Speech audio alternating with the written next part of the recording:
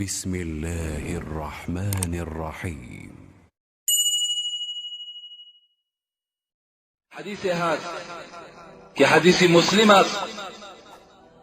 پیامبر خدا گفتند لا تضربوا اماء الله. ای مردها، خطاب از مردهاست، شما کنیزکان خدا را نزنید. اماء الله اشاره به سوی زنهاست. شما زنها را نزنید. گفت پیغمبر. اماء الله را محدثا میگویند که در همین لفظ اماء الله پیغمبر زنها را کنیزکان خدا خواند. گفت کنیزکان خدا را نزنید. فجاء عمر رضی الله عنه الى رسول الله صلی الله علیه و سلم وقال یا رسول الله زائرنا النساء على ازواجهن فرخص فی ضربهن. میگوید یک روز بعد آنکه که پیغمبر سفارش داد که مردها زنها را لط و کوب نکنید، اینها کنیزکان خدا هستند، مردها دیگر زنها را نزدند، زنها را نوازش میکردند. بناگاه روز حضرت عمر پیش پیغمبر خدا آمد و گفت پیغمبر خدا، این زنها از روزی که ما اینها را آداب نمیدهیم، اینها را نمیزنیم، بالای مردها دلیر شدند، مردها را دیگر گوش نمیکنند. زائرنا النساء، زائرنا به معنای دلیر شدند. فرخص رسول الله صلی الله علیه و سلم فی ضربهن.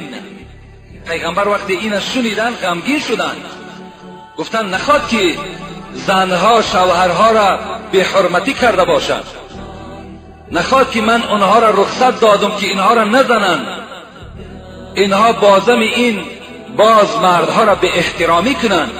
از این خاطر پیغمبر نزد عمر گفت آنها را برای آنه که آداب گیرند و شما را احترام کنند زنیدشان گفتند. لیکن چگونه زنید؟ چگونه زنید؟ واضربوهن ضربا غیر مبرح. این دیگر حدیث است، این دوام این حدیث نیست. پیغمبر گفتن واضربوهن ضربا غیر مبرح. غیر مبرح معنای این دارد که نه چندان سخته، یعنی زنها را برای آداب، برای احترام شما. اگر مبادای آنها گردن کشی کردند، آنها شما را احترام نکردند، برای آداب چنان زنید نه چندان سخته. حتی در بعض روایت ها میگوید که پیغمبر خدا گفتند با همین دست ها در جای ملایمی زن، یعنی در دنبه وی زنید. بین این هم یک غمخواری اسلام است، این هم یکی از حقوق زن هاست. وقتی که مردها زدن پیش گرفتن، پیغمبر خدا در دوام حدیث میگوید فاطاف بآل محمد نساء کثیر یشکون ازواجهن. بین وقتی که مردها زدن پیشه کردند، در حال همه زنها خیستند و به خاندان پیغمبر آمدند، به خاندان زنهای پیغمبر آمدند. میگه نساء کثیر، زنهای بسیار جمع شدند. یشکون ازواجهن، آمدن شکایت از شوهرها کردند، آمدن نزد زنهای پیغمبر گفتند پیغمبر خدا رخصت داد برای زدن.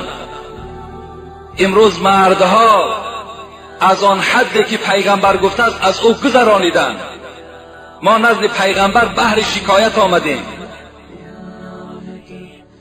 وقتی زنهای پیغمبر این شکایت زنها را به گوش پیغمبر رسانیدند، پیغمبر خدا چی گفتند؟ فقط اطاف بآل بیت محمد نساء کثیر یشکون ازواجهن لیس اولئک بخیارکم. بین پیغمبر خدا چی گفتند؟ گفتند من گوش به آواز شدم، من درکدار شدم. ای مردها، با مردها را جمع کرد پیغمبر. ای مردها گفت، زنهای امت اسلام شکایت دارند که شما اونها را میزنید، از حدی مقرر شده گذرانیدید. آنها تا حد آمدن که بر من شکایت کردند و گفتند پیغمبر اولئک لیس بخیارکم، کدام زنی که از شوهر خود شکایت میکند، از زدن شوهر خود شکایت کند، همون مرد گفت پیغمبر بهترین شما به حساب نمی رود.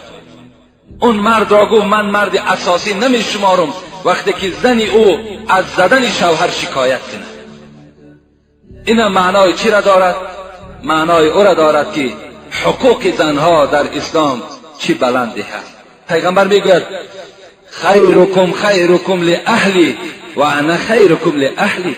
ای جوانهای عزیز، پیغمبر میگوید ای مردهای عزیز، پیغمبر به ما و شما مراجعت دارد. خیرکم خیرکم لاهلی، بهترین شما بهترین شما کسی هست که با زنهای خود معامله نیک دارد. و انا خیرکم لاهلی، من با زنهای خود معامله خوب دارم. زنهای من از من راضی هستند، زنهای من دوست می‌دارند. باید شما هم گفت پیغمبر کار کنید که بهترین مرد باشید، با زنهای خود معامله خوب داشته باشید.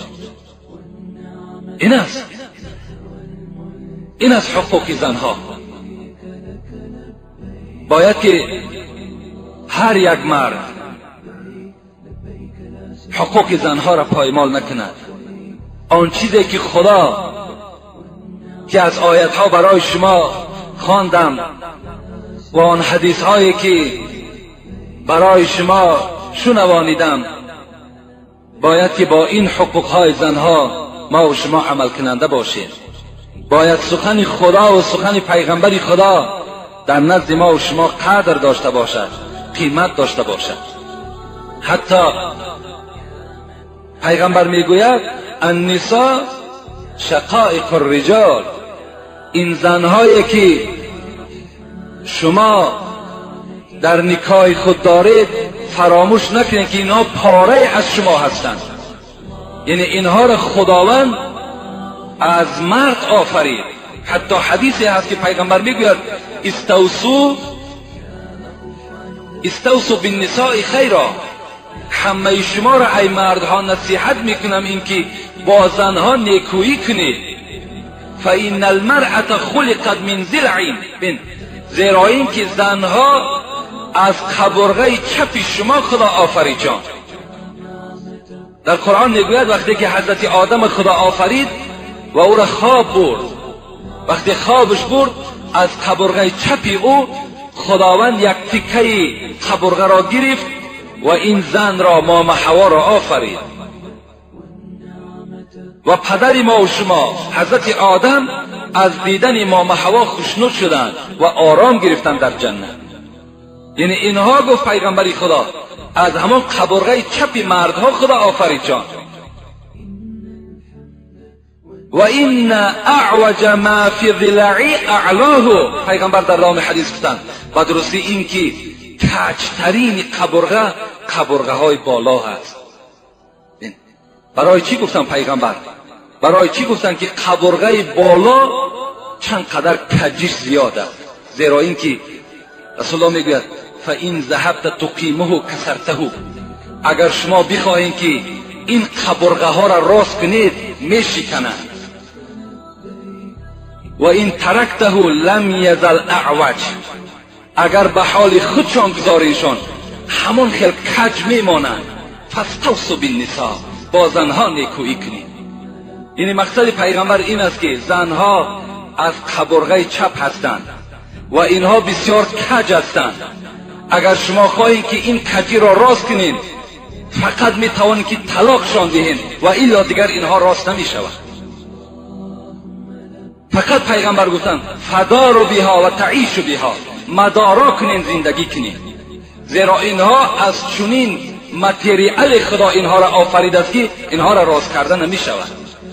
فقط اینها کتی می توانید شما معامله خوب کنین، گفتاری خوب کنین، چگونه که سرور ما و شما پیغمبر خدا انجام دادند. این است یک قسم از حقوق زنها بالای شوهرها. و البته اینجا قسم زیادی حدیث ها و بعضی از قصه ها باقی ماندن و انشاءالله جمعه آینده باز در باب همین حقوق زنها بالای شوهرها چه حق ها دارند و شما صحبت میکنیم و خدا خواسته باشد بعد جمعه های آیندهش حق شوهرها را بالای زنها هم بهر شما صحبت میکنیم.